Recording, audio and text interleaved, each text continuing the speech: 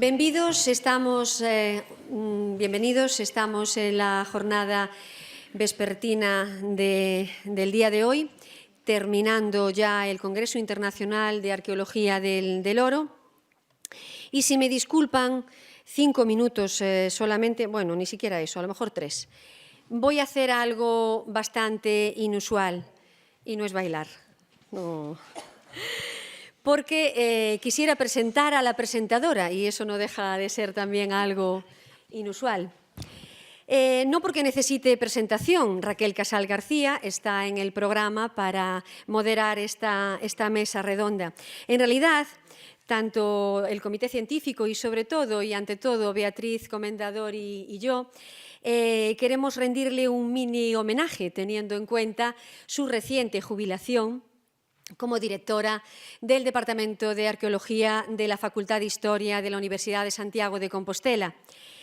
¿Y por qué? Aparte de que fue nuestra tutora real y virtual de las tesis de licenciatura, Raquel Casal, entre otros muchísimos méritos, tiene uno que viene ad hoc para este congreso y es porque fue la primera en introducir en nosotros, doctorandas y otras ilusas recién licenciadas, pues la temática del oro y de la orfebrería.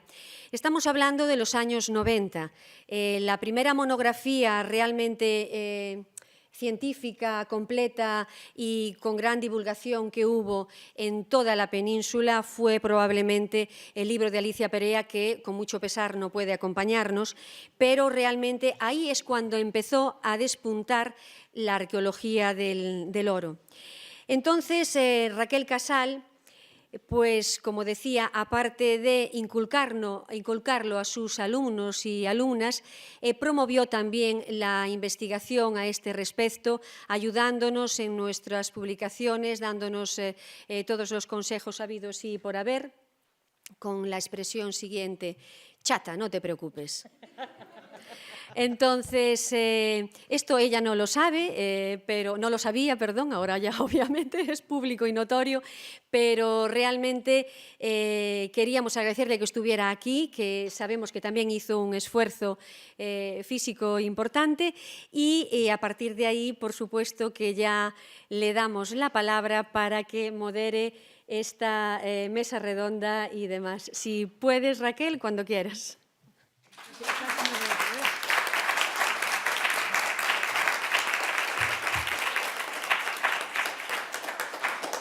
Bueno, esto por supuesto no me lo esperaba en absoluto y es más, o sea, yo que digo que estoy muy blandita esta temporada, me pone más blandita. Esto no puede ser. Bueno, vamos a olvidarnos. No, le estaba diciendo un poco a Aurelia que ya no estoy yo en forma para seguir de moderadora, que ya ni me acuerdo, tengo los títulos aquí, pero mucho de lo que fueron las conferencias, después sí que reflexiono y tal, o si empezamos a hablar a lo mejor me salen las cosas, pero ya no tengo la memoria para... Me olvido de los nombres, me olvido de las cosas y eso es un poco un problema de la edad. Pero bueno, vamos a ser un poco profesionales y decir que yo al revés, yo voy a empezar mis palabras dándole las gracias a Aurelia por haberme invitado. Yo no pintaba nada, me hubiera gustado pintar más, porque a mí el tema del oro me apasionó siempre, me dediqué lo poco que pude porque...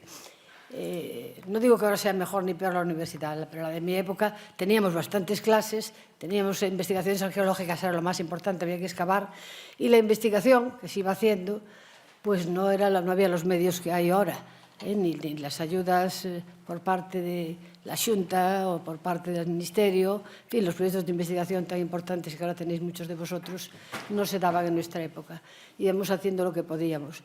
Por supuesto, yo como mi tesis doctoral fue sobre la clíptica romana del Museo Arqueológico Nacional, de ahí también nació mi ilusión por la joyería.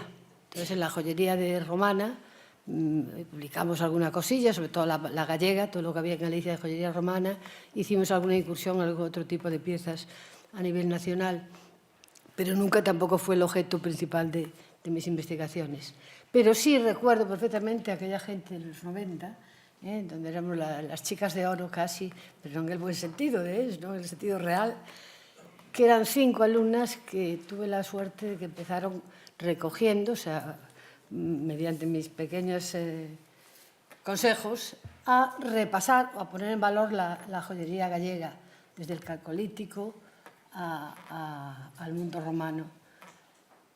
Y como yo decía a la mañana que se asombraban de estar juntas ahí, después de lo amigas que eran, compañeras de pupitre y de piso, yo también quería decir que yo me admiraba de ver cómo estas alumnas, que siempre mantuvimos más o menos el vernos, a lo que han llegado. Es una satisfacción enorme verlo, y algunos otros que hay por ahí que yo conozco que también ya tienen sus puestos de responsabilidad en museos o en la arqueología profesional, y uno es cuando se encuentra vieja, ¿no? Cuando ya ve a sus alumnos con años, te dicen eso, que fueron tus alumnos, y que dices, el tiempo pasa. A mí hasta los 70 no me pasó nada, o sea, estaba en plena euforia, hasta los 71 casi me jubilé, pero ahora ya los últimos años sí que ya pesa. Ya no quieres casi ni enterarte de lo que pasa, porque te da mucha envidia los medios que hay hoy, lo que se avanza y lo que se sabe. Y no doy más rollos, reitero mis gracias a Aurelia en particular y a la comisión organizadora de este congreso en general por haberme invitado y por haber podido disfrutar estos días de todas vuestras sapiencias y vuestra sabiduría. Y sin más, me pusieron de moderadora en esta mesa, pero, por ejemplo, el título que le pusieron a la mesa redonda, ya yo no lo puse, lo puso como no, la intrépida Bea, comendador. ¿Cuál es la piedra filosofal en la alquimia de su conocimiento? Entonces, aunque después empezamos ya mesa por mesa de la mañana, o sea, cada una de las participantes, le preguntaría primero, para que nos introduzcan el tema, ¿qué significa? ¿Cuál es? A mí mis queridos compañeros de la comisión me dijeron, tú pon un título imaginativo. Yo ya tenía en la cabeza lo de la alquimia, como pudisteis bien ver por la mañana, y dije yo, bueno, pues vamos a poner algo así como, ¿cuál es la clave, cuál es el kit de la cuestión, ¿no? A ver, viendo cómo fue un poco la charla ayer y cómo se puede desarrollar la sesión hoy, es cierto que ayer pues quizás nos orientamos más hacia la temática de la investigación y quizás hoy pues, podríamos hacer un poquito más hincapié pues, por todos los temas que se han tratado a la mañana, pues un poco más en esa parte de proyección social a todos los niveles, ¿no? Del significado, de la difusión, de la didáctica, ¿no? De todo eso del oro. Le hemos pedido a las personas que nos están ayudando en la organización que os repartiesen un pequeño post-it, porque la piedra filosofal es la piedra filosofal. Es decir, casi todo el mundo, me supongo que tendrá en la cabeza pues, un concepto, una palabra, una pequeña frase donde piense que pues, puede estar un poco el kit de la cuestión, ¿no? Y también nos gustaría que, bueno, como estos días hay gente que se anima a participar y gente que no, pues porque le cuesta más hablar en público, porque es más reservada, pues nos gustaría que en ese post-it escribieseis precisamente cuál pensáis que puede ser esa piedra filosofal en el conocimiento de la orfebrería o en su difusión. No sé, quizás cada uno tiene en su cabeza alguna idea en específica que nos gustaría que compartieseis con nosotros, pues para después crear aquí un pequeño mapa conceptual de qué es lo que tiene cada uno en la cabeza en este mapa de sala que tenemos aquí, ¿eh?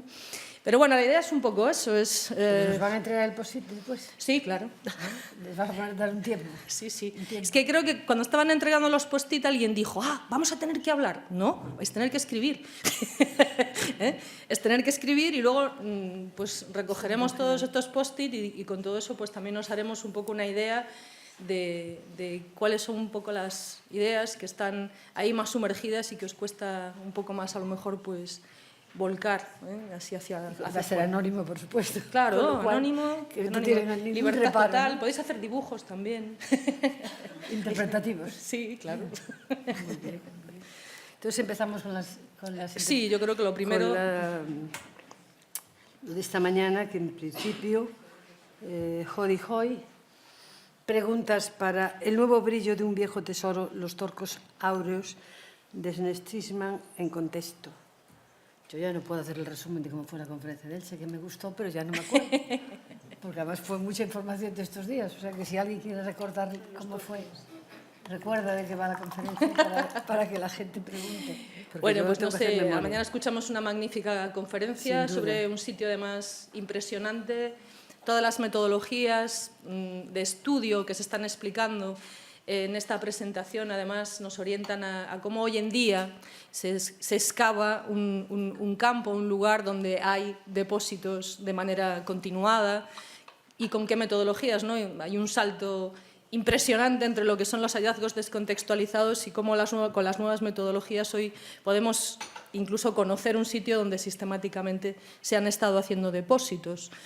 Y bueno, era muy impresionante verlo, ¿no? Ojalá algún día podamos afrontar un trabajo de ese tipo por aquí.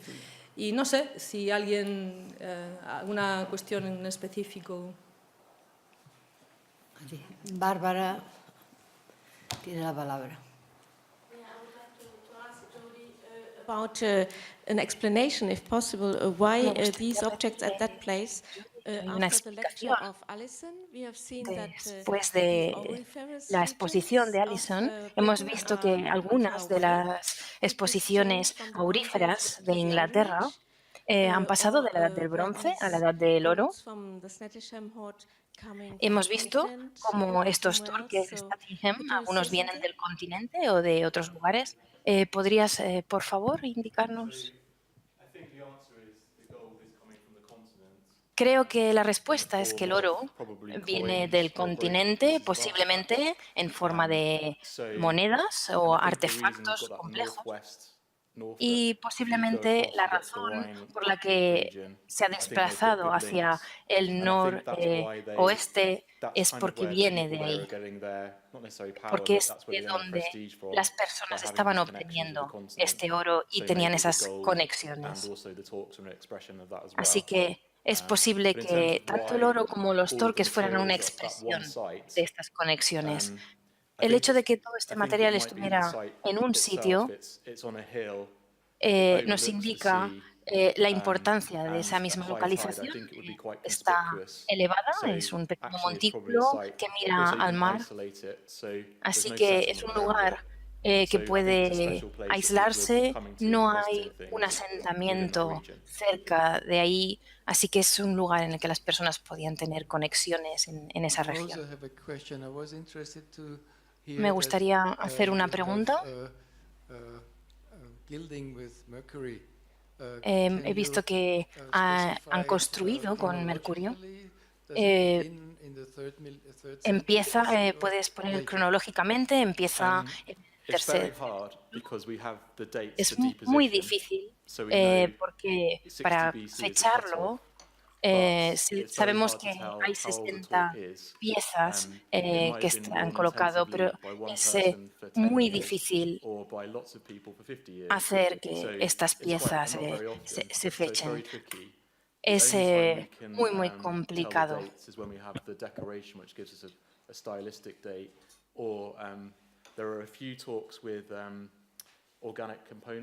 Hay algunos de los torques que tienen componentes orgánicos, entonces sabemos un poco más algo sobre su edad, no sé, 50 años, pero seguramente sería hacia mitad del segundo siglo antes de Cristo, hasta el 60 antes de Cristo, la era común, pero no puedo ser más específico que eso, lo siento. Me gustaría preguntar algo. Si era del...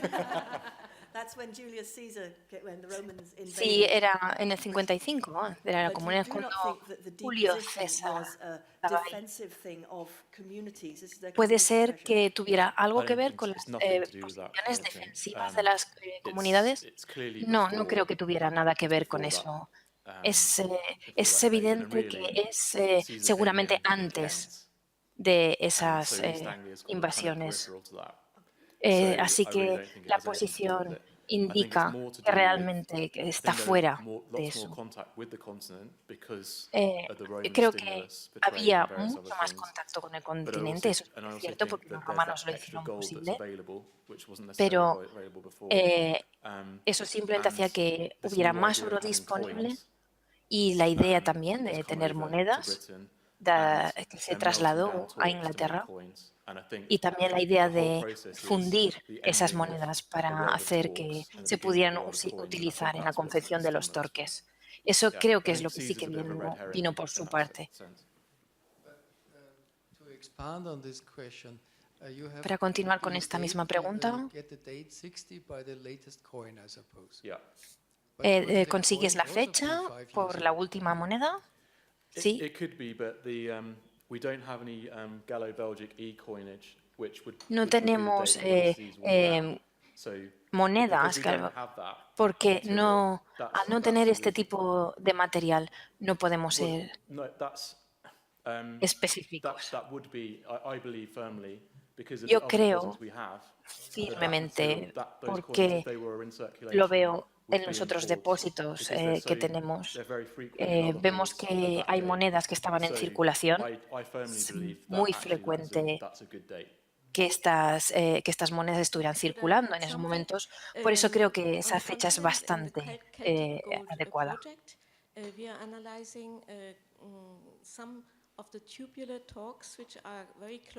Estamos analizando algunos de los torques que son desde un punto de vista tecnológico y etimológico muy parecidos a los de Statingham.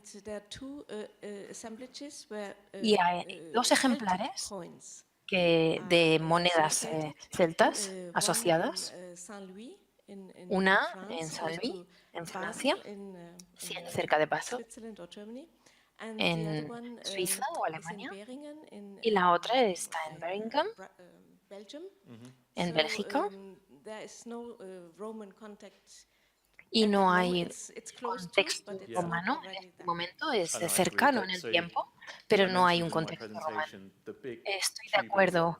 He mencionado en mi presentación que el torque grande, que es muy gordo, es uno de los que creo que vienen del continente. Y entiendo que son anteriores al periodo romano. Estoy totalmente de acuerdo. Gracias.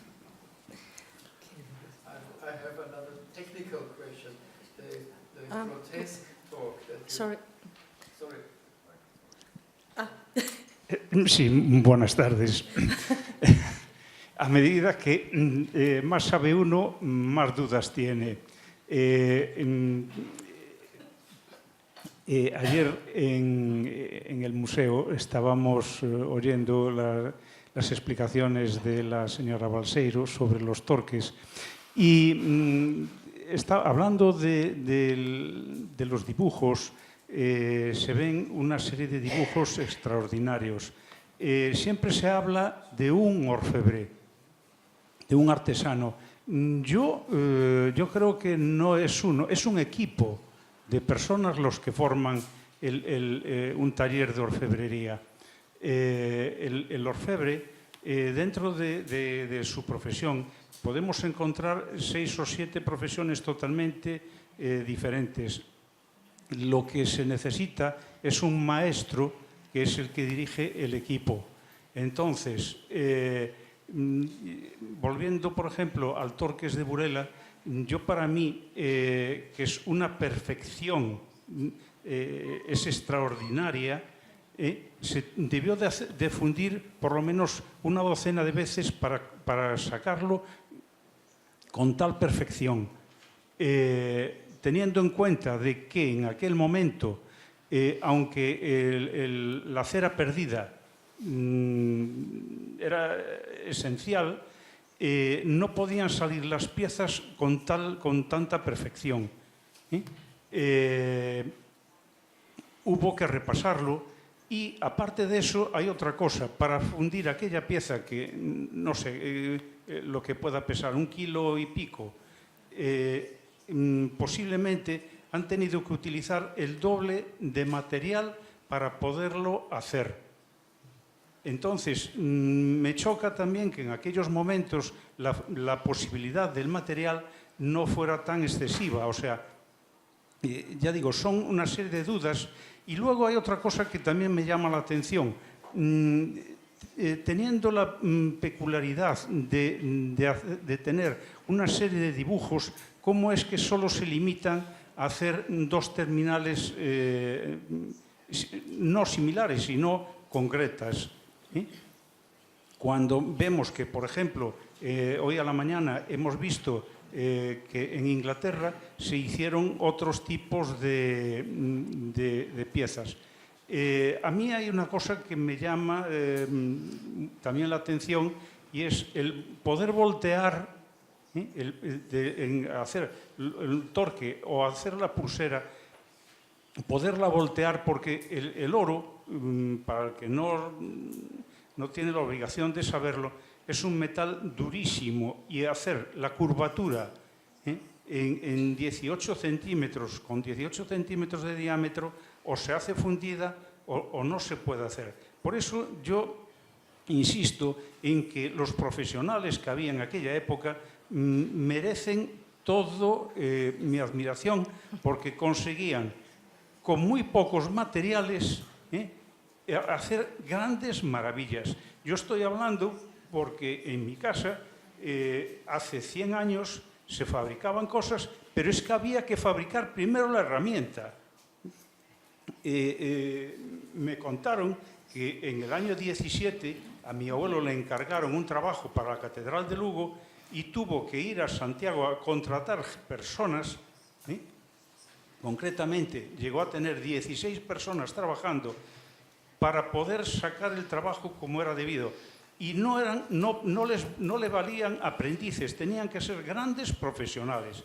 Concretamente, se fundía la plata, pero es que a lo mejor en cada bloque, cada lingote de plata podía pesar 5 kilos. Para laminarlo se tardaba pues a lo mejor 3 días, porque todo eso había que hacerlo manual. Hoy no ocurre lo mismo, porque hay empresas que a uno le proporcionan el material ya del grosor y la medida que necesite. Pero teniendo en cuenta de que en aquel momento no había las herramientas adecuadas, yo pido para aquella gente la máxima admiración, porque, ya digo, carecían por completo de todo. Es más, ahora, por ejemplo, Estamos de acuerdo, pero le voy a tener que interrumpir porque queremos dar paso a otras personas que han pedido la palabra. Entonces, estamos, creo que todos totalmente de acuerdo en la sala con estas apreciaciones de valorización, y quizás después hay... Termino nada más. El orfebre padecía una enfermedad que era enfisema pulmonar, que hasta hace poco tiempo se le conocía como la enfermedad del joyero. Muchísimas gracias. Gracias a usted. Creo que teníamos una pregunta por aquí delante. I want to refer to this grotesque talk again. From the pictures Quiero that you showed, it referirme seemed that, at the open end, there was al a grotesco. Tiene que hablar más alto al micrófono, so you perdón. could not bend it and No podía throw it over the doblarlo, head. se tiene que hacer al micrófono y hablar más alto. Gracias. Ahora. Bien, ahora. No era una cadena, era una torque. Parte del movimiento crea la configuración para que el collar se mantenga en su lugar, pero ya que era tan viejo, había perdido su capacidad de doblarse o la capacidad flexible, en otras palabras. Así que hay que quitárselo y volver a ponérselo.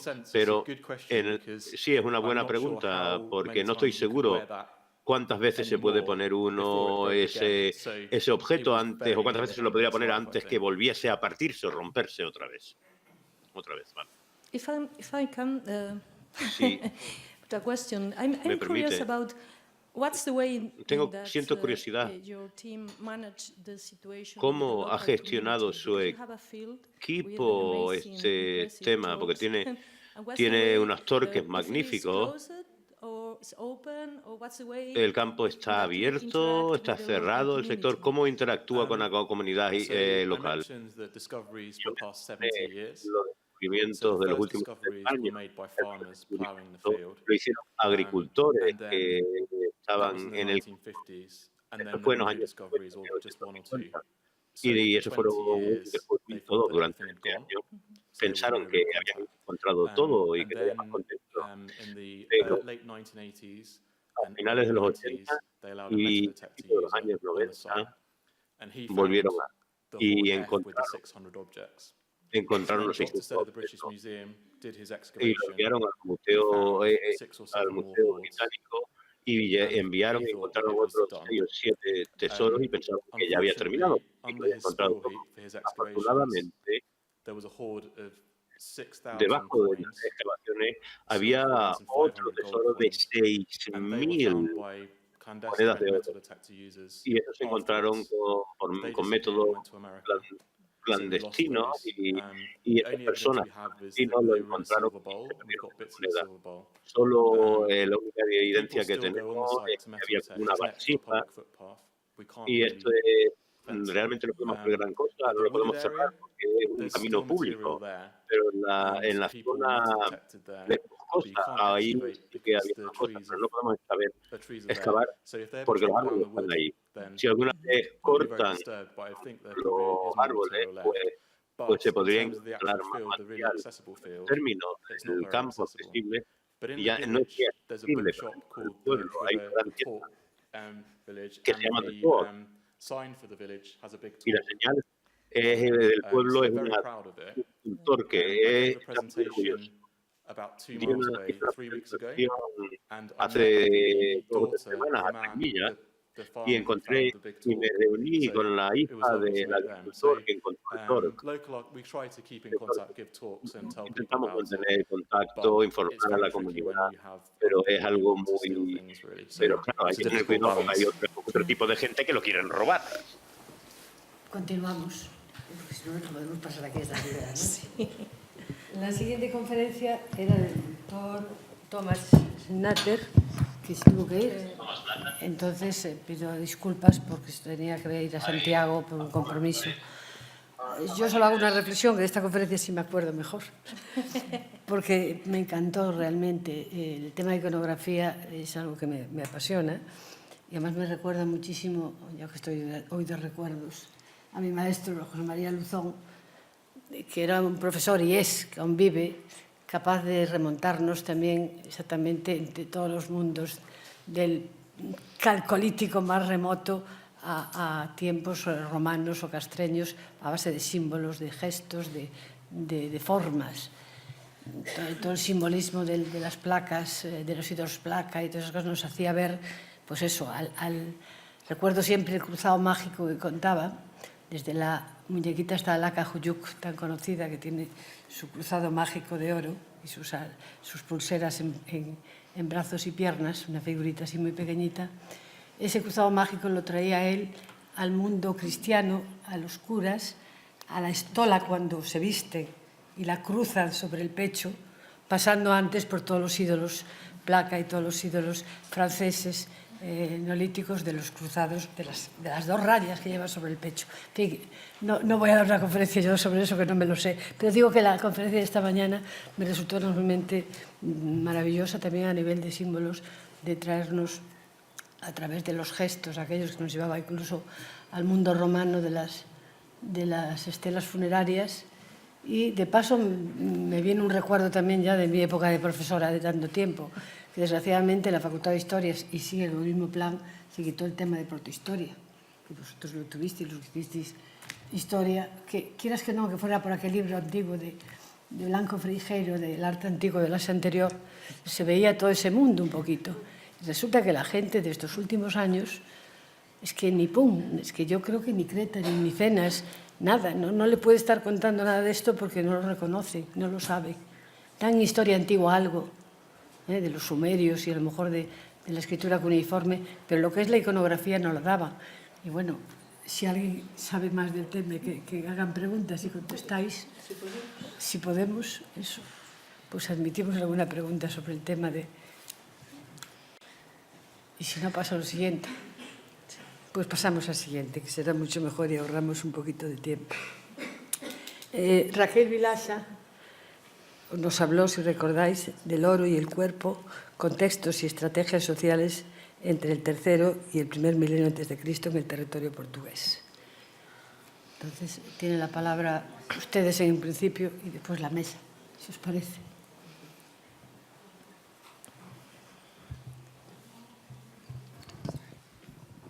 A ver, no es una pregunta muy cerrada, puede desembocar en otra, pero bueno, lo voy a intentar. A ver, hay piezas de la orfebrería que no se saben muy bien si pertenecían al mundo profano sagrado, es decir, al mundo de los vivos o el de los muertos. Entonces, lo hemos acabado un poco diciendo que si presentan huellas de desgaste, pues podrían pertenecer al mundo de los vivos y si no, al mundo de los muertos. Pero no podría ser que similares piezas de orfebrería tuvieran ambas funciones. Pongo una analogía tonta, muy tonta, repito. Por ejemplo, las uvas. Las uvas las consumimos todo el año, pero en Navidad tienen una dimensión simbólica sin alterarse el producto. O sea, son uvas igual. Entonces, si cogemos esa pieza de orfebrería, que resulta ser la misma en el profano que en el sagrado, ¿cómo nosotros, desde el punto de vista de hoy, podemos llegar a conocer esa dimensión simbólica? Muito obrigada. Uma pergunta difícil e de resposta incerta. De todo modo, eu não coloco o problema nessa oposição sagrado-profano. Vivos e mortos, sim, e os objetos de ouro podem circular entre os vivos e os mortos. E, quiçá, retornar aos vivos. Portanto, o percurso dos objetos de ouro e de outros objetos pode ser muito mais fluido e a deposição dos objetos que nós hoje encontramos pode ser apenas um passo no seu caminho. Portanto, é complexo responder à questão. Por outro lado, os objetos podem ter, os de ouro ou quaisquer outros, funções específicas, mas os mesmos objetos podem ter usos diversos, tal como hoje. Portanto, quando tentamos fazer uma incursão nesse percurso dos objetos, é sempre um terreno muito perigoso. E, enfim, o sagrado também existe no mundo dos vivos. Não sei, certamente não respondi à questão. No, sí ha respondido, pero es que es eso, que yo me pregunto muchas veces en esta dimensión del oro como algo social, que es bastante frustrante, porque la tecnología, materialidad, técnicas, todo eso, pues se establece un poco como verdad. Pues en la conferencia de ayer tienen menos dudas, ¿no? Aquí parece un poco que estamos jugando y que no sepamos responder me parece que es algo también que puede aportar mucho más que tener algo ya claro. Sí. Y mi otra duda de antes, o sea que es otra... Tampoco es que te pregunte si vas a contestar o no, pero igual tú me puedes alentar a decir, bueno, no te frustres y, ¿sabes? A la hora de, por ejemplo, cojo otra analogía tonta, ¿no? Las mujeres nos ponen pendientes al nacer, por nacimiento, vamos, pero los hombres también pueden usar pendientes. Entonces, si eso pasara en la prehistoria, encontramos en las tumbas de los hombres y mujeres pendientes, ¿cómo podríamos otra vez llegar a esa dominación cultural sin ser nuestra cultura, ni nuestro momento histórico, ni nada? Sim, o problema que colocas é um problema estrutural da arqueologia como ciência, que tem que cruzar permanentemente dados empíricos, evidentes, indiscutíveis em certas perspectivas, com outras dimensões que colocam, sobretudo, interrogações, dúvidas, e é isso que me fascina no estudo das materialidades, dos objetos, das matérias, este diálogo permanente que pode ser focado de diferentes pontos de vista. E penso que a organização deste congresso foi muito feliz na definição dos temas que estiveram presentes nas diversas sessões, porque retrata justamente as diversas perspectivas que podemos trabalhar, estudar, investigar do ponto de vista dos objetos, neste caso do ouro. De facto, não há espaço para ficarmos frustrados. Há espaço para trabalhar continuamente e dialogando não só entre arqueólogos com diferentes perspectivas relativamente aos paradigmas da arqueologia, mas também, como também ficou bem demonstrado, com todos os outros cientistas e investigadores de outras áreas. Não me interessa especialmente se este corpo concreto, se é de homem ou de mulher, e usa brinco ou colar. Interessa-me perceber a diversidade que está permanentemente e que nos surpreende todos os dias, sobretudo quando temos boas evidências empíricas, porque isso naturalmente que também nos satisfaz. Si me permites, Raquel, ao respecto do que dice Paula, facer unha pequena reflexión. Realmente as túas preguntas non son baladí, son moi consecuentes e realmente están en consonancia cos nosos obxectivos. Me pasé al gallego. Bueno, perdón. El caso es que nos alegra muchísimo. Primero, que presentes un póster con una visión tan novedosa o no, pero en todo caso distinta, que plantees cuestiones que te parezca que no se pueden desarrollar, pero sí se pueden desarrollar y sí se pueden estudiar, y sobre todo lo que comentábamos, plantar ahí un poquito también la semilla de la curiosidad entre otra generación para que realmente investigue y aporte otras cuestiones, otras dimensiones, como bien decía Raquel. Y con respecto a las funciones, esto lo sabrás, pero en fin, voy a arriesgarme igual a decirlo. Con respecto a las funciones, como también dice Raquel, no solamente la dimensión social, la orfebrería, concretamente la Edad del Hierro y concretamente, por ejemplo, los torques, tenemos una dimensión social efectivamente como adorno, un adorno de cuello, pues un símbolo de poder y prestigio de una determinada élite, pues en este caso parece que desarrollado sobre todo en hombres, pero hay casos en Francia que también hay tumbas que, pues eso, el torques de Vix, por ejemplo, pero realmente los torques también están asociados con rituales y con cultos, es decir, están relacionados con la espiritualidad. Recordemos esos bronces votivos, esas hachitas pequeñas de bronce en la que aparece representado un torques, un caldero y unos animales para el sacrificio. Es decir, el torques ahí está sacado de contexto, no está aportado por un guerrero. El caldero de Gundestrup, que también puse yo en la comunicación.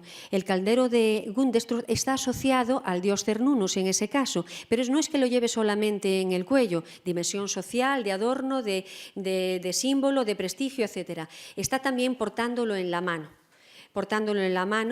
en un probable significado más ritual o espiritual que el que corresponde, por ejemplo, a esos guerreros que ponía Chatner en su comunicación. Al igual que la diadema de Moñes, que, por cierto, entre nosotros tenemos que decir que antes se le llamaba de Ribadeo, pero obviamente es de Moñes, es asturiana.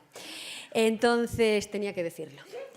Entonces, en la diadema, por ejemplo, también tenemos a unos guerreros que portan algo, no sabemos el qué, pero porque es un objeto circular, porque no también un torques, en relación un poquito también a esa iconografía que nos ponía, por un lado, Chatner y, por otro lado, desarrollamos nosotros al identificarla también pues, con el caldero de Gundestrup, por ejemplo. Con lo cual, realmente muy feliz por la aportación distinta, con una dimensión muy parecida también a lo que quisimos exponer en estas 2 sesiones temáticas de la mañana, que era también buscar un poco esas concomitancias con la antropología, en fin, con otras ciencias que realmente sí que pueden tener mucho que decir al respecto del oro y la orfebrería antigua. Perdón por lo ruido. Iba a cortar la palabra a la coordinadora, pero no me parecía de recibo. Pasamos de ponente. Ah, está Bárbara ahí. Bárbara. Sí, quería preguntar a Raquel qué piensa ella de la utilización de analogías de la etnología o etnoarqueología para comprender la manera de portar ciertas joyas u otros objetos y mismo al valor que esta gente que pueden contar sobre el valor, si se puede utilizar eso como analogía.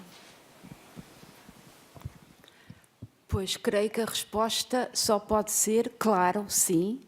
Está demonstrado em vários trabalhos, nomeadamente nos trabalhos que tens desenvolvido, e igualmente no póster que acabámos de comentar. E, portanto, esse caminho da etnoarqueologia é um caminho tão importante e tão válido quanto os outros. É mais uma face do problema, para explorarmos o problema, claro que sempre, do meu ponto de vista, com as limitações inerentes à etnoarqueologia, abre a nossa mente, mas não dá as respostas que procuramos. Mas é um elemento a introduzir na discussão de muito valor. Eu, efetivamente, não o foquei na minha apresentação por dois motivos básicos. Por um lado, porque não poderia tratar de tudo e, por outro lado, porque não me sinto suficientemente segura, conhecedora desses domínios para poder trazer alguma coisa de novo. Mas estou permanentemente alerta para encontrar outras formas de olhar o mesmo problema. Buenas tardes. Lo mío no es una pregunta, es un agradecimiento. Es un agradecimiento al museo por haber organizado este magnífico congreso y en lo que a mí respecta personalmente es un agradecimiento a todos los ponentes por haberme permitido conocer una millonésima parte de sus conocimientos y haberlos compartido conmigo para poder enriquecerme. Muchas gracias.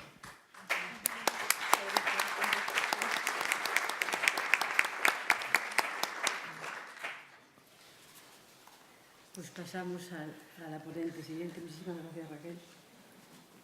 La siguiente ponente es... Mari. Yo me pierdo. Marie Schill, ¿no? Cajil. Imágenes solares en la edad del bronce de la antigua Irlanda. Magnífica charla. Pero ahora que le pregunte.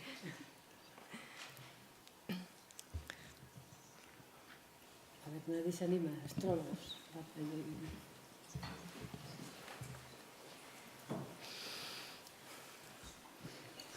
Hi, Mary.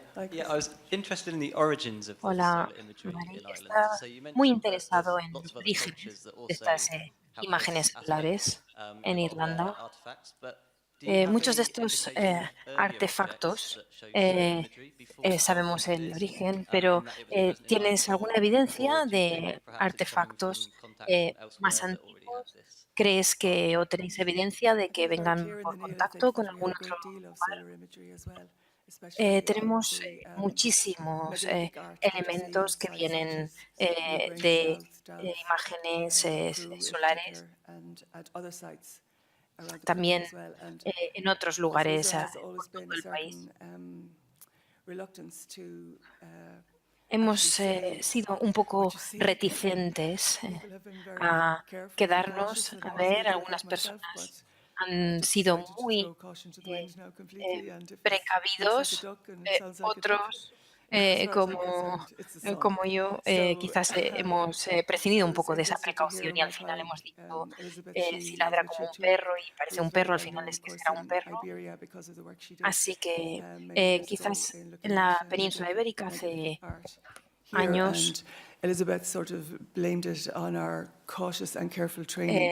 Elizabeth ya nos decía que quizás nuestro entrenamiento que tiene un enfoque demasiado precavido and to, you know, be a little bit more definitive about what a lot of it means. Of course, we can't understand.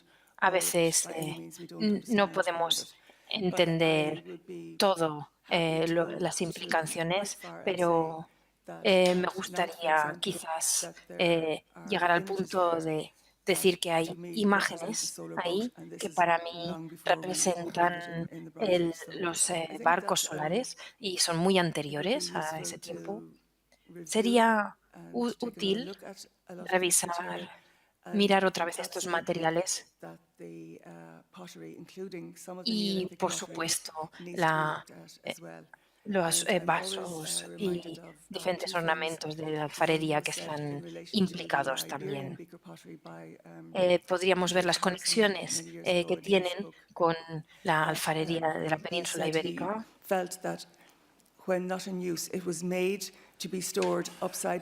Podemos decir que algunos de estos hallazgos parece que estaban hechos para ser guardados boca abajo. Cuando hablamos de este vaso, de esta vasija de madera que tiene estos detalles tan preciosos, voy a usar un vaso. Y es verdad que cuando lo levantas es como que estás levantando o está saliendo el sol. Es una imagen bonita. Si puedo añadir una sola cosa que además conecta con el comentario que nos hacían antes.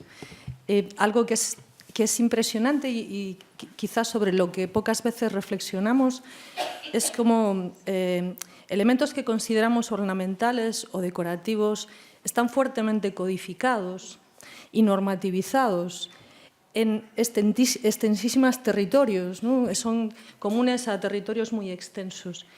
Y luego hay un aspecto que nos permite también compararlo. Por ejemplo, en términos de la producción de la metalurgia, en el inicio del Calcolítico, podemos observar la producción orfebre y podemos observar la producción en cobre. La producción en cobre es absolutamente normativizada socialmente, porque las formas que se producen son poquísimas y digamos que no están estandarizadas porque no hablamos de una producción industrial, pero están absolutamente normalizadas. Y no es porque los artesanos en aquel momento no supieran hacer otras cosas, sino porque lo que la sociedad demanda son estrictamente esas formas. Y en cambio en la orfebrería, por lo menos en lo que se observa aquí en el noroeste de la península ibérica, la capacidad creativa del artesano que introduce en la producción es muchísimo mayor. Y de hecho tenemos en muchas ocasiones la manifestación del oro es pocas piezas que son únicas, mientras que en el cobre tenemos formas únicas, pero que tienen un montón de piezas iguales. Entonces, la manifestación de la producción está mostrando claramente cómo los factores normativos sociales condicionan qué se produce o qué no se produce y también qué se representa o qué no se representa. Por lo tanto, si estamos hablando de una comunidad iconográfica representativa en territorios muy extensos, es algo que quizás a veces no le damos demasiada importancia, pero tiene una importancia muy importante en la interpretación de esos motivos. Por eso, respondiendo al hecho de por qué en un Torques pues hacen unas cosas y no hacen otras, pudiendo hacer cosas mucho más sofisticadas. Bueno, pues porque los factores normativos sociales que condicionan qué se produce o no, o limitan esa creatividad o condicionan al artesano para producir aquello que la sociedad quiere. I'd just like to agree with everything that Bea said there insofar as I understood it, but I understand the important point, which is that these Entiendo la parte importante, creo. Es posible que estos artesanos, o como queramos llamarlos, solo se les permitía hacer ciertas cosas, hacerlas de cierta manera. No tenían quizás permiso para usar una imaginación propia artística. No, estos son artistas que no tenían mucha licencia para hacer lo que querían. Algo que he mencionado esta mañana es que cuando miramos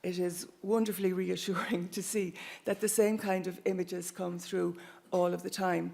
And if any of you have a moment, I would suggest that you look, for example, at si tenéis un momento, aconsejaría que mirarais a todas esas imágenes en las que el sol está bajando sobre el mar y todas esas representaciones del sol realmente, desde mi punto de vista, están diciendo que son representaciones solares.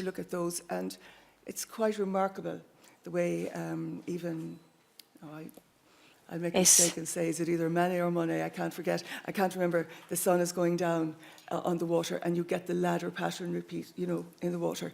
So vemos que cuando el sol está poniéndose detrás del agua, estos reflejos son lo que los artesanos de ese tiempo, que no son solo artesanos, eran artistas, pero que tenían restricciones, intentan reflejar. No podemos comparar la libertad que tienen los artesanos o artistas modernos con los que tenían en el periodo medieval o en la Edad Media. Cuando intentamos entender cómo responder a lo que significaban esos artefactos. Chris, your question is very interesting in terms, I think, were you implying, is there a continuity in solar imagery? Lo que dices es, lo que intentas decirnos es si hay una continuidad en las imágenes solares. Es la idea de usar un disco. Vemos que la encontramos en el centro de Europa. Es una reintroducción de esta idea del concepto solar que viene de la parte continental de Europa. No sé lo que tú piensas al respecto. Sí, es una posibilidad. Me impresiona mucho la evidencia que encontramos en la alfarería. Es cierto que encontramos cerámica del centro de Europa, imágenes que se pueden interpretar de la misma manera para entender cómo todo funciona. Es una pregunta muy difícil. Mi punto de vista es que una vez que se introdujo el oro y se empezó a trabajar con él,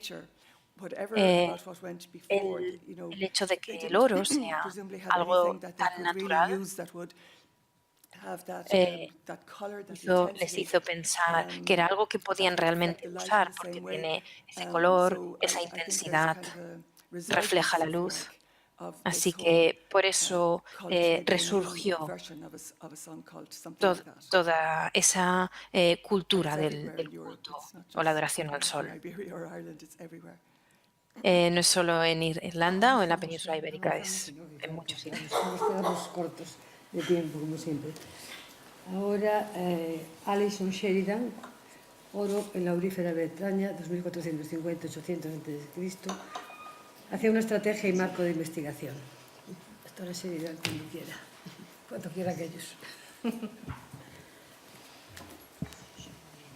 A ver, que esto es un tema de futuro. Les quedó todo clarísimo. Y a la mesa, a ver. Nos quedó claro que la investigación del futuro por dónde va, ¿no? Muy bien, pues. Bueno, agradecerle a Alison su presentación. Y si Marcos se anima por ahí. Las impertinentes esas que querías. Hi, I'll ask you a question since nobody else does. It's a curiosity that I had. Tengo una pregunta, una curiosidad. El marco de su investigación es muy interesante, La impresión que tengo es que una de las cuestiones importantes es de dónde viene el oro y cómo se obtiene, pero ¿hasta qué punto crees que es importante también saber la tecnología implicada en eso? Yes, ¿Podéis that's incorporar really where Barbara esta Armbuster's investigación? contribution will Sí, aquí es very donde largely. And la yes, contribución I was very struck yesterday se when you dirige. kindly showed us the fantastic Me, gallery in the museum. me impresionó And you were muchísimo saying, cuando nos here are these mostraste objects and they're la virtually identical to galería what we have en in el Britain. museo In one y sense, that's todos esos true. objetos que son But when I looked at prácticamente dates, I thought, idénticos wait a a lo minute, que they're tenemos en Gran several Bretaña. centuries younger than Pero the cuando comparanda. And then vi Barbara said, and they were las made in a fechas, completely different way. eran de varios So siglos, it is very eran easy posteriores. Así que to be es fácil misled accidentally. So your ones were made by desviarse o casting equivocarse un gold, poco whereas our accidentalmente, ones, which are earlier, were porque made algunos estaban with hechos flat sheet mediante gold that was fundición then o hammered. coladas, Yeah? So it's mientras que really muchos de los fascinating, nuestros estaban hechos en and placas planas que después what se I'm always martillaban. looking for and interested in Así que is lo que siempre international miro y me contacts and interesa influences, es etc. esos So contactos mentally I had to internacionales, sort of tick influencias, off that one. I thought, oh, rats, eh, never mind. But que things like siempre the estamos buscando si hay esas basket-shaped hair conexiones, ornaments, pero very mentalmente much they tuve are que tachar sometimes esa como truly una que international. And I tristemente was no actually going to parece ask encajar. Raquel, the one from, is it Por eso Belém quería preguntar a in Raquel, Portugal? la que viene de Portugal. Tenéis una nueva exposición sobre un pendiente, pero me pregunto si es redondo en forma de cesta. ¿Qué piensas? Sincerely, I don't know. Okay. Perhaps. Para ser sincera, no lo sé. Lo que es muy importante para nosotros, para entender lo que está sucediendo, es ser capaces de ver cómo esas ideas, personas o artefactos se estaban moviendo, pero también y con mucho cuidado de comprobar cada uno. Es evidente que había un movimiento muy grande de ideas, de artefactos. Creo que ese periodo en concreto es muy interesante. Ahora que podemos añadir pruebas de ADN a la ecuación, es muy interesante. Es verdad que algunas de las influencias vienen siempre por el lado atlántico.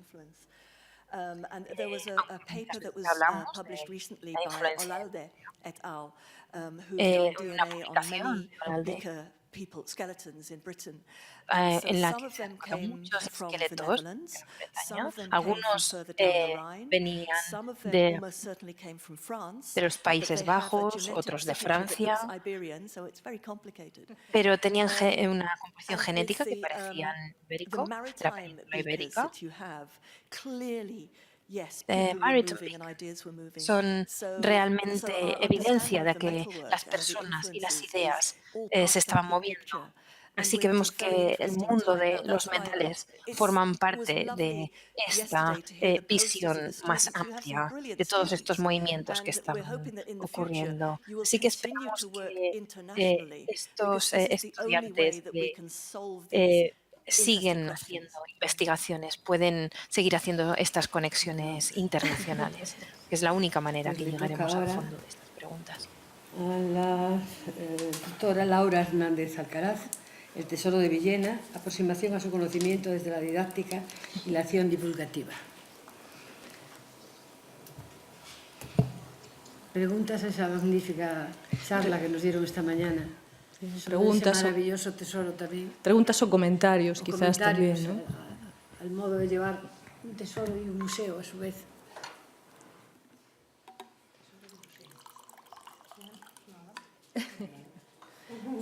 Bueno, yo le comentaba hoy a Laura por la mañana la diferencia bueno, que reciben en el tratamiento algunos tesoros, ¿no? Aquí tenemos el ejemplo del tesoro del depósito de Asilgadas, uno de los 2 tesoros que aparecieron en Caldas de Reis, cuyo, digamos, está expuesto en el Museo de Pontevedra, obviamente, pero en la ciudad en la que apareció, bueno, nos comentaba ya que habían colocado un memorial en el sitio en el que había aparecido el depósito de Villena, ¿no? Yo lamento informarles que en el sitio donde apareció el tesoro de Caldas hoy en día hay una pista de pádel que pertenece a un chalet.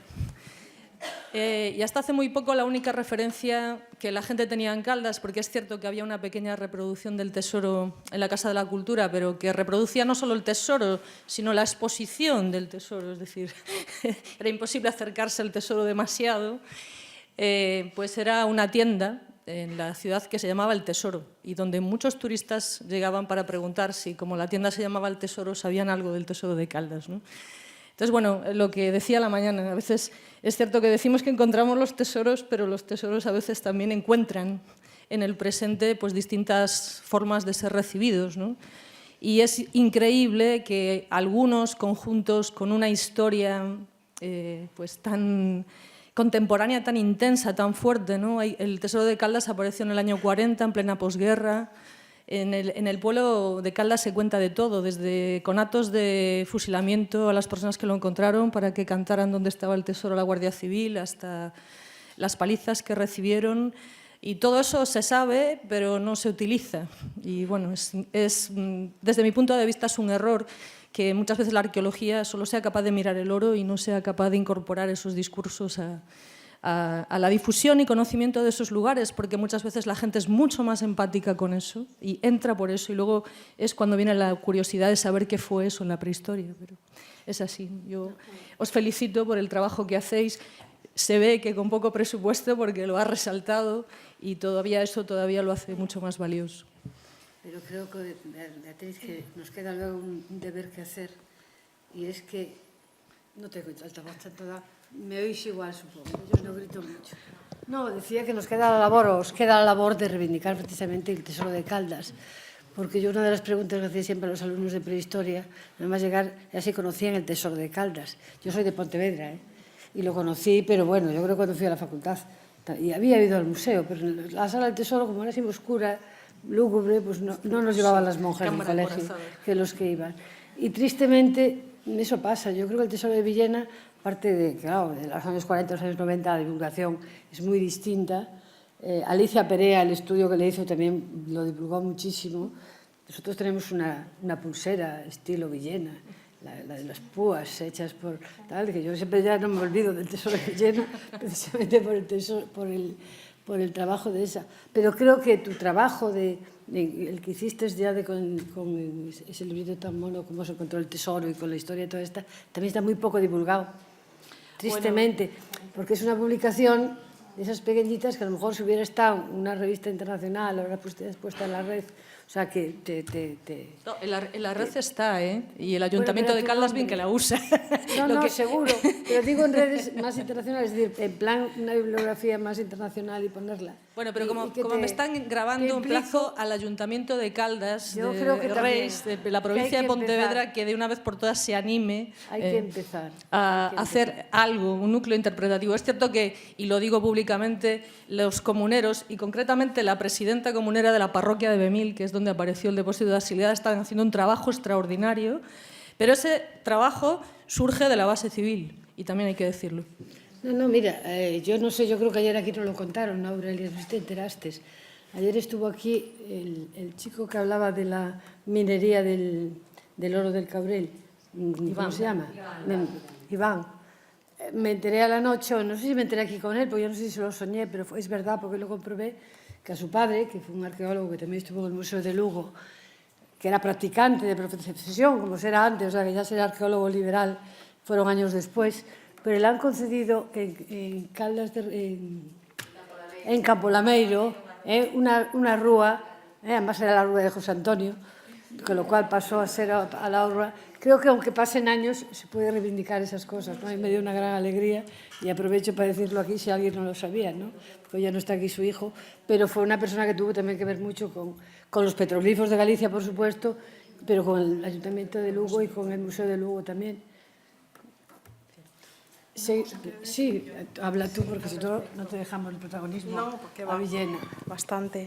A ver, respecto a lo que ha comentado Bea del Tesoro de Caldas, yo creo que por eso he hecho hincapié en que la repercusión una de las repercusiones del hallazgo de Villena fue que se quedara en Villena, porque nos ha resultado más fácil.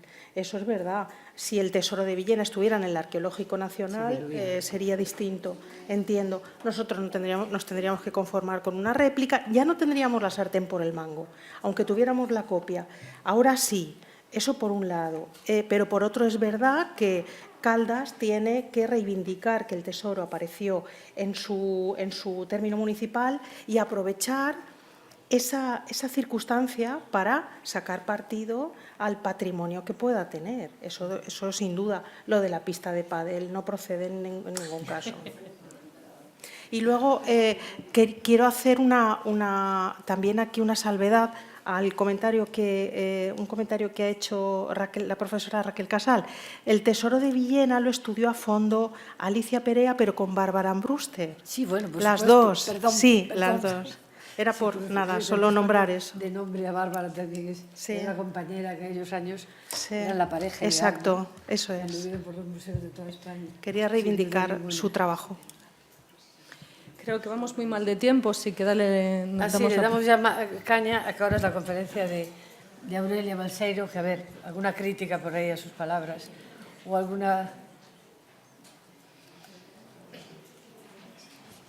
Me parece que todo el mundo estaba de acuerdo con lo que dijiste. Bueno, máis que a ver. unha crítica... Penso que se me escuita moi ben. No para que se grave. Penso que máis que unha crítica, penso que sobre o tema da Aurelia e sobre a colección habería que facer incluso un monográfico. Creo que estamos no tempo, a colección xa é toda de un museo pagada, non, con os cartos da Deputación, e penso que o teu tema, Aurelia, daría para un día, para dous, para poder falar incluso de, como falamos, non, da historia e de como empezan os fondos arqueolóxicos, pero tamén da realidade administrativa, do proceso que houbo con todos os datos e as sinais. Penso que, ademais, aprenderíamos, tanto os profesionais do museo como da arqueoloxía, non, de problemáticas actuais que neste caso tiveches que apandar ti máis e outra xente. E penso que dentro desas problemáticas, non, que agora con todo solucionado, xa que incluso este mediodía estiven falando pois hai 4 anos, non, ou algo así, no Consello da Cultura Galega, cando se estaba no proceso, non, e se saltou dende Pontevedra con o tema e todo o mundo de Lugo fixemos un estúpido velo, non participamos, non porque sabíamos o que tamén iba a haber por detrás, e penso que neste momento é a hora de expoñelo e de falalo como fondo museístico. Segundo, e xa que teño o micrófono e tú me coñeces que abro o libro e non paro, tamén como a persoa que agradecer a antropoloxía, novas visións, agradecer a mulleres e a homes con novos ollos, non? Eu sempre digo, son alto medievalista, non? Que son unha nana a lombos de xigantes, non? E xigantas. E me vou levantando, pois a min neste caso, as vosas voces, as vosas mentes e o que expuxéchedes fanme levantar e ollar cada vez como máis alto, non, ou máis cara horizonte. Penso que o primeiro, pero aínda que o esforzo foi moito, debería de ter unha continuidade polo museo, continuidade pola colección, pero tamén continuidade polos arqueólogos, arqueólogas, personal científico neste caso da Galiza. A verdade é que unha experiencia para volver a repetir. Moitísimas grazas. Bueno, pois ahora só nos queda non os olvidéis de que tenéis un post-it donde colocarnos esa piedra filosofal que nos gustaría escuchar, aunque fuera así muy brevemente, a todas las personas que están en la sala, donde escribáis ese concepto, esa pequeña idea, un dibujito, lo que vosotros, la aportación que queráis hacer, pero de verdad que nos gustaría escuchar por lo menos mínimamente a todas las voces que están aquí representadas en la sala. Te toca a ti ahora. Bueno, y ahora yo, en mi tónica de darme paso a mí, no sé si algún comentario o alguna cuestión sobre la conferencia o la charlita de la mañana. Ahí quiero decir yo una cosa simplemente, porque como soy con época de recuerdos, está visto que estos los años me caen muy mal. Me recordabas hoy a Alonso el Real, que tú lo conociste también, claro, pero cuando nos aconsejaba a mi generación de jovencitos que escucháramos a los viejos. Y de aquella la tradición de los arqueólogos que empezábamos a patear era irnos a las tabernas de los pueblos a escuchar a los viejos para que nos contaran estas historias de las que tú hablabas. Y ya nos ponían alerta contra la televisión. Imagínate que los años que han pasado, que tú ahora le digas a los alumnos o a la gente de ahora que escucha a los viejos ya es difícil, la despoblación, y en que ya la televisión lo invade todo. De verdad creo que ya hemos perdido ese tren, que al revés hay que recuperarlo en su pureza, porque creo que ya va a estar muy depauperado precisamente por esa difusión ya que les llega a través de otros medios. Bueno, bueno, no sé, creo que es un piropazo que me digas que te... Yo tuve la suerte de escuchar alguna de las conferencias de Carlos Alonso Real, que la verdad es que marcaron mucho el trabajo, pero creo que la antropología ha dado en lo que yo sé, porque yo tampoco soy antropóloga, aunque sí trabajo con temas de antropología cultural, pero creo que hay una cierta diferencia en el sentido de que hoy en día, anteriormente la antropología se consideraba un poco más ir a exprimir a la gente, ¿no? Entonces ibas como con la grabadora detrás para que te contaran historias y con eso después montabas un librito y no sé qué. Yo creo que lo que se ha aprendido quizás en estos últimos 20 o 30 años es la capacidad socializadora que tiene ese intercambio. Entonces no es ir a que te cuenten historias, sino a establecer una interacción, un intercambio que te permite acercarte mucho más a la gente, porque la capacidad empática que tienen esas historias, la familiaridad que tienen para ellos es mucho más fuerte que cualquier cosa que tú le puedas contar de un petrolífero o de otro tema. Y luego, además, te permite que te abran, en cierto modo, las puertas a ese territorio como ajeno que eres a él. Y entonces, yo creo que en este momento, de hecho, casi es ya más útil en ese sentido socializador y también dinamizador de los territorios, ¿no? Para lo que se reivindica. Creo que, pues aldeas que efectivamente se están muriendo, donde quedan 2, 3 personas, ¿no? Tienen poca solución, ¿no? Como lo vemos, pero es cierto que muchos de estos territorios, con una buena estrategia política, con un buen acuerdo entre administraciones, con buenos planes estratégicos para su desarrollo, podrían utilizar, en cierto modo, toda esta riqueza cultural también para que eso constituyera una vía de futuro para muchos de esos paisajes terrestres o paraísos naturales, ¿no? Que se suele vender al turismo, pero sobre todo sitios donde la gente habita y que son construidos, digamos metafóricamente, también por esa gente, ¿no? Paisajes simbólicos. Sin duda. ¿Alguna preguntita más por ahí? Bueno, pues como estáis ahí con la alquimia, destilando esa piedra filosofal, pues vamos cerrando si queréis, porque... Vale, muy bien, pues damos paso al cierre del Congreso y a las conclusiones, dando las gracias a todos. Al público, en primer lugar, por asistir, por dar ánimos y por ver que es importante todavía lo que se dice en estas conferencias, que normalmente, cuando son coloquios en grandes ciudades, pues van solo los 4 especialistas y si allí se matan entre ellos y hablan, pero no tienen la difusión que tienen ciudades como Lugo o ciudades pequeñas. Y es de muy agradecer, a mí me parece increíble ver todos los días casi un lleno de las butacas y la implicación de la gente. Por eso, a vosotros muchísimas gracias y, por supuesto, a la organización, a los ponentes y a todos esos. Yo no hago más que decir gracias. Solo un aviso, que no os vayáis con el post-it en la maleta, que nos los deis o a nosotros o a la gente de la organización, que los irá recogiendo y que los queremos ahí para las conclusiones finales. Gracias.